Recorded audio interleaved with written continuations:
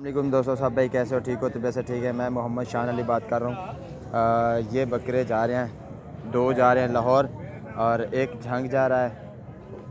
ये 3 बकरे माशाल्लाह झंग वाली साइड पे जा रहे हैं। माशाल्लाह अच्छे और क्वालिटी वाले बकरे हैं, सारे के सारे माशाल्लाह चीज़ें एक नंबर हैं।